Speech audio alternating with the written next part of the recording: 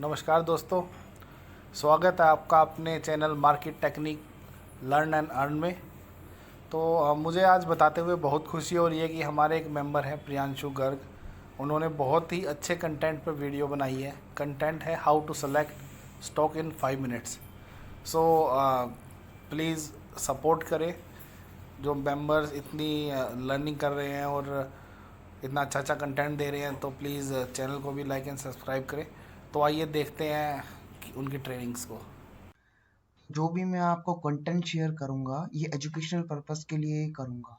अगर आप इन्वेस्टमेंट करते हैं तो अपनी एनालिसिस के बेसिस पे करिए। बस मैं आपको एक नॉलेज के बेसिस पे आपको कंटेंट शेयर कर रहा हूँ। तो लेट्स बिगिन।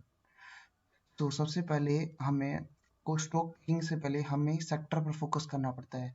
हम कौन से सेक्टर पर इन्वेस्ट करना चाहते हैं कि हमारा सबसे पहला फार्मा सेक्टर देखें, एजुकेशन सेक्टर देखें, इंडस्ट्रियल सेक्टर देखें, फाइनेंशियल सेक्टर देखें, बैंकिंग सेक्टर देखें, या फिर और कौन कौन से सेक्टर को देख के हम उन पर्टिकुलर इंडस्ट्रीज को देखें, उनकी फाइनेंशियल परफॉर्मेंस चेक करें और किस बेसिस पर हम इन्वेस्ट करें, ये हम सब चीज़ें चेक करते हैं। ठीक है।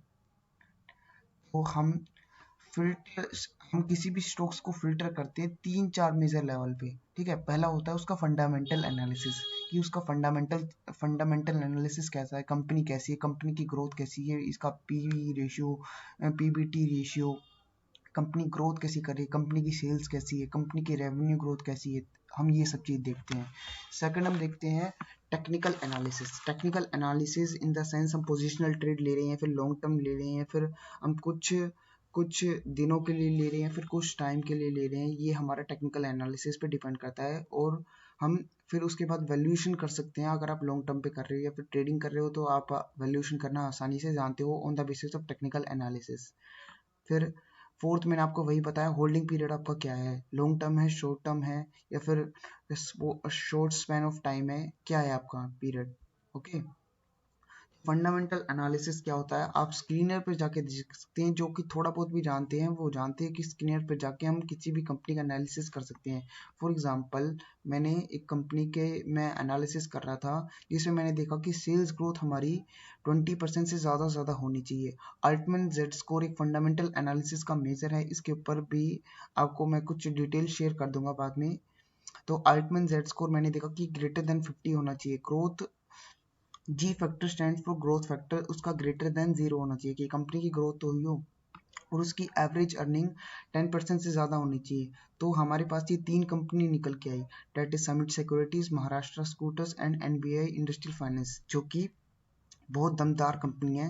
सी काफ़ी कंपनी ने ट्रिमेंडियस रिटर्न दिए हैं एंड ये कंपनी आपको आसानी से मिलती नहीं है, बहुत रेगुलर ग्रोथ है इन पे।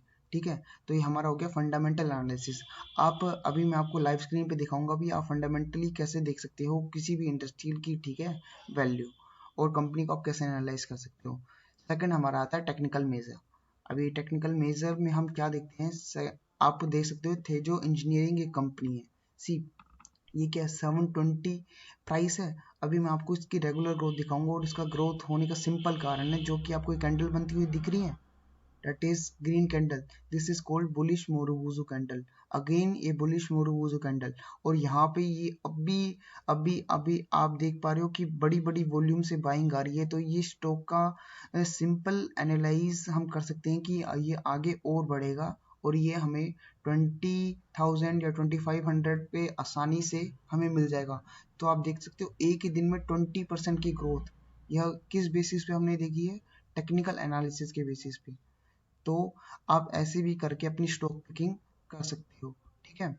तो अभी मैं आपको लाइव स्क्रीन पर ले जाता हूँ।